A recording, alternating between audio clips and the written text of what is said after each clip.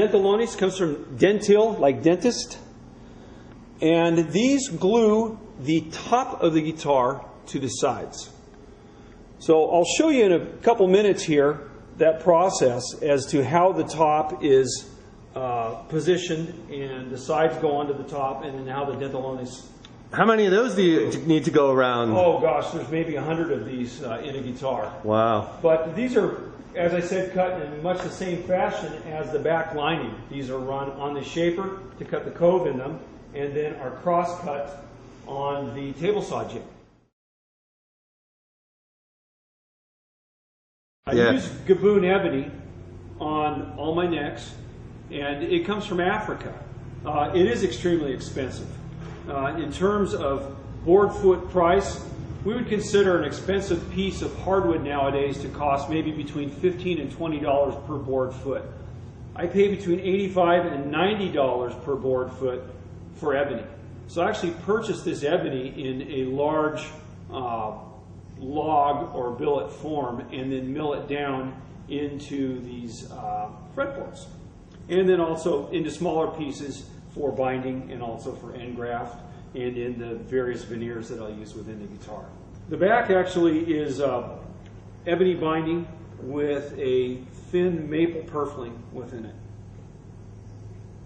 The back and sides of this guitar are Honduras rosewood. Oh, rosewood. Mm-hmm. Back in the I would say 40s and 50s, when luthiers were unable to get a hold of or couldn't afford to purchase Brazilian rosewood, Honduras rosewood actually was a very close second and was extremely desirable, and to this day is used by many luthiers, not only for its beauty but for its tonal quality. This is a Western red cedar top. And that's a little bit, that top would be a little bit warmer sounding than like a spruce top, because the cedar's a little softer, a little mellower. It is softer and mellower. And I do on occasion use redwood. I have a nice supply of redwood that I hand-picked out of Northern California several years ago. And redwood is tonally, I would say, in between cedar and spruce.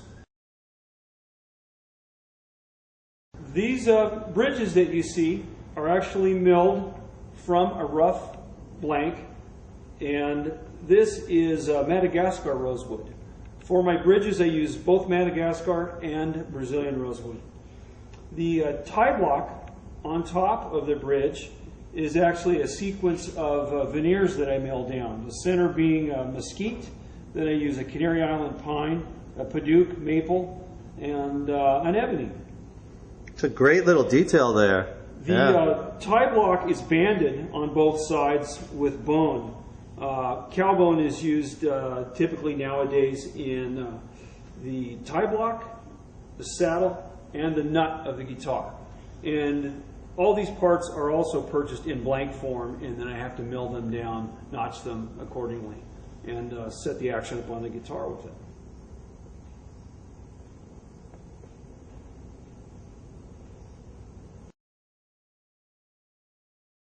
The tuning machines on this guitar are extremely high quality Japanese tuning machine. They're made by a Goto company.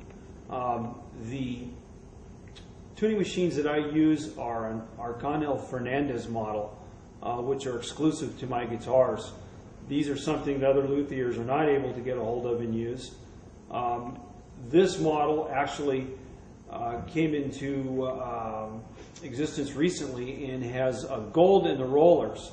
This is extremely high quality, and the fit and finish and the machining of these tuners is extremely precise.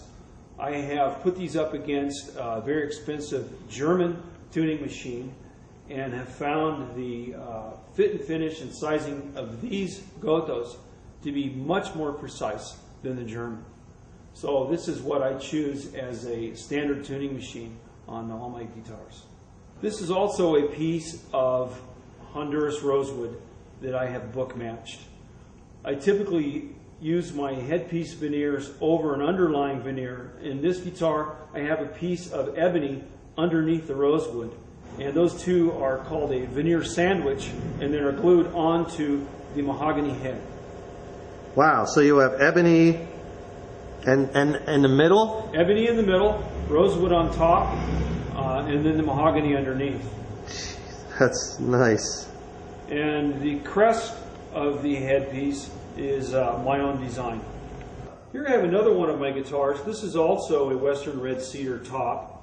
We have a different tie block veneer on this one, which actually is maple ebony with an ebony diamond inlay. The back and sides of this guitar are Madagascar rosewood. Due to the unavailability of Brazilian rosewood nowadays, this really has become what luthiers consider to be next best. Madagascar rosewood is very close to Brazilian, and oftentimes is you're unable to distinguish actually between the two. This, compared to the other rosewoods that I've shown you, you can see it has more red in it, but oftentimes Brazilian will have red in it, and this Madagascar could also have tones of brown that the Brazilian will have. So the two are actually very, very close, but it's an extremely beautiful wood and exhibits great tonal properties also. The rosette on this guitar is different. I don't build many of these anymore, but this has a burl redwood ring in the rosette, and then has the veneer rings outside and inside of it.